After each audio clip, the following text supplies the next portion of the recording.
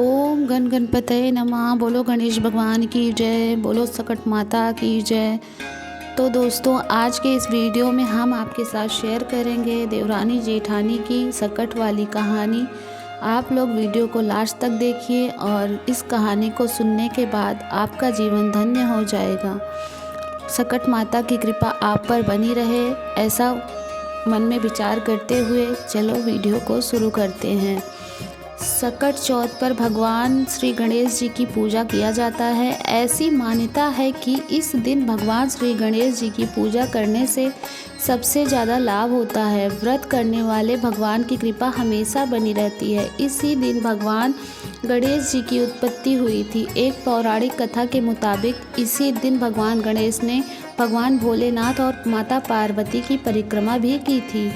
सकट चौथ का व्रत रखने से संतान के लिए फलदायी होता है तथा संतान के सारे दुख खत्म हो जाते हैं। संतान को लंबी उम्र मिलती है। तनाव, नकारात्मकता, तनाव और बीमारियों से संतान का छुटकारा मिलता है। इस दिन व्रत करने से वैवाहिक जीवन सुखमय होता है तथा सौभाग्य में वृद्धि होती है।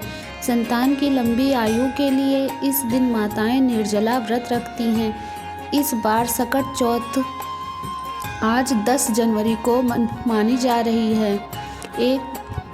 तो चलिए सकट माता की कहानी पढ़ते हैं।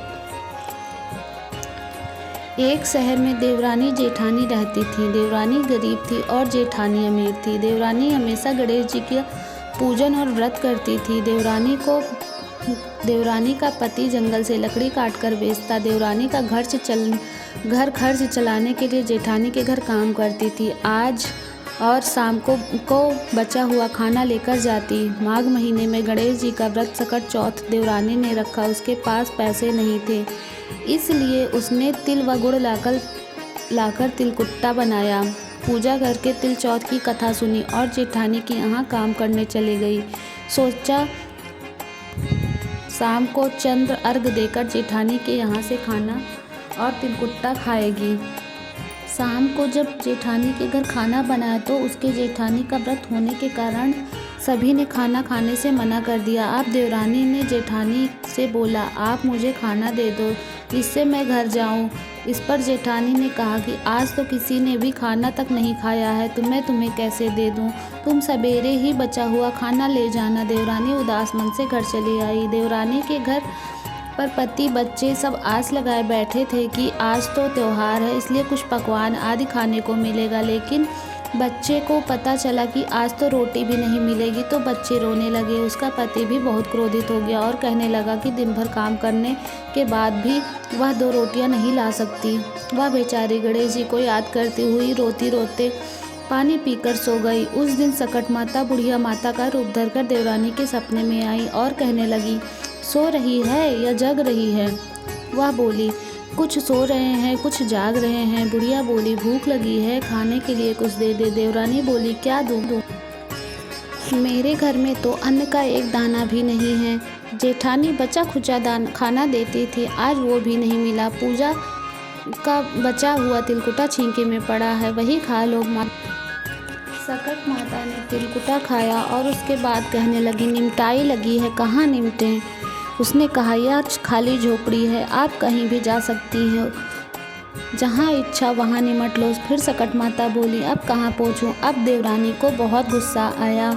उन्हें कब से परेशान किया जा रहा है, सो बोली कि मेरी साड़ी में पोंछ लो। देवरानी जब सुबह उठी तो यह देखकर हैरान रह गई कि पूरा घर हीरो मोतियों से भरा हुआ है। उस दिन देवरानी जेठानी के घर काम करने नहीं गई।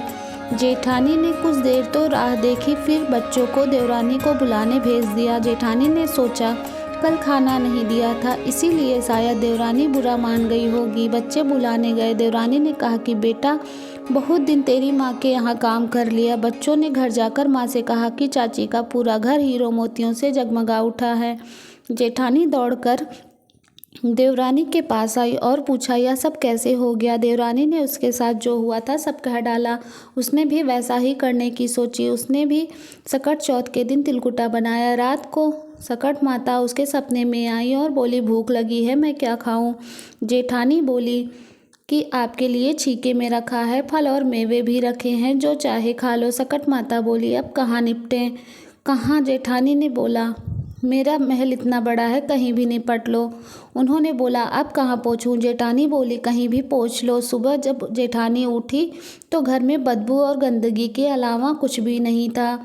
हे सकट माता, आपने जैसे देवरानी पर कृपा की वैसे सब पर करना। जो इस कहानी को सुन रहा है उस पर अपनी कृपा दृष्टि बनाए रखना, उसके संतान को सुख देना, संतान हमेशा स्वस्थ जीवन जिए। तो माता रानी की जय हो, सकट माता की जय हो। आप लोग मेरे कहानी को लास्ट तक देखे हैं तो लाइक किए बिना नहीं जाना। सकट माता की कृपा आप पर बनी रहे। धन्यवाद आप इस वीडियो को लास्ट तक देखने के लिए।